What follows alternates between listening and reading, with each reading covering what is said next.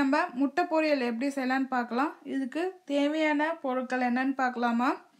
இதுக்கு தேவையான பொருட்கள்னு பார்த்தீங்கன்னா, பெரிய வெங்காயம் 1, பச்சை மிளகாய் 2, தாளிக்கிறதுக்கு கடுகு உளுத்தம்பருப்பு அரை டீஸ்பூன், மஞ்சத்தூள் 1/4 டீஸ்பூன், மிளகாத்தூள் 1/4 டீஸ்பூன், வெங்காயம் 1, பெருங்காயம் 1 சிட்டிகை, மிளகுத்தூள் அரை டீஸ்பூன், 4 முட்டை, அதுக்கப்புறம் பார்த்தீங்கன்னா கருவேப்பிலை 1 கொத்து.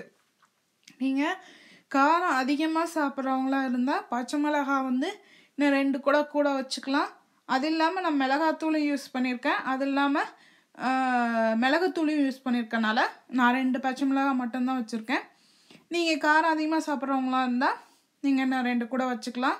வெங்காயமும் கூட வேணுங்கிறவங்க இன்னொரு வெங்காயம் வச்சுக்கலாம். இதுதான் இதுக்கு தேவையான பொருட்கள். இந்த முட்டை பொரியல் 3 பேர் டு 4 பேர் சாப்பிட்லாம். இப்போ இது ஃபஸ்ட்டு ஒரு வடை சட்டியில் எண்ணெய் விட்டுக்கலாம். அதில் உளுந்து கடுகு போட்டிருக்கேன். அது நல்லா பொரிஞ்சு வந்தோடனே அதில் நான் பெருங்காயம் கருவேப்பிலை போட்டிருக்கேன். அதுவும் நல்லா பொரிஞ்சு வந்தோடனே பச்சை மிளகாய் போட்டிருக்கேன். அதில் நான் இப்போ வெங்காயம் போட்டிருக்கேன். வெங்காயம் வாடுறதுக்கு தேவையான உப்பு போட்டிருக்கேன்.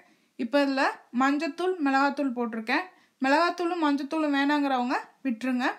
இப்போ இதில் நான் நல்லா அந்த மிளகாத்தூள் பச்சை வாசனை போகிற அளவுக்கு நம்ம வாட்டியிருக்கேன் அந்த வெங்காயத்தை.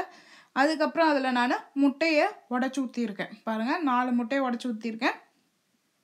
முட்டையை உடச்சி ஊற்றினதுக்கப்புறம் இதை நல்லா கிண்டிக்கலாம். நம்ம நல்லா கிண்டி தூள் பண்ணிக்கலாம். தூள் பண்ணால் தான் அந்த முட்டை பொரியல் நல்லாயிருக்கும். இப்போ நல்லா பாருங்கள், நல்லா கிண்டியிருக்கேன். நல்லா கிண்ணதுக்கப்புறம் கரண்டியை வச்சு நல்லா குத்துன்னு குத்துனீங்கன்னா உங்களுக்கு நல்லா பொடி பொடியாக வந்துடும். இப்போ நம்மளுக்கு முட்டை பொரியல் ரெடி ஆகிடுச்சு.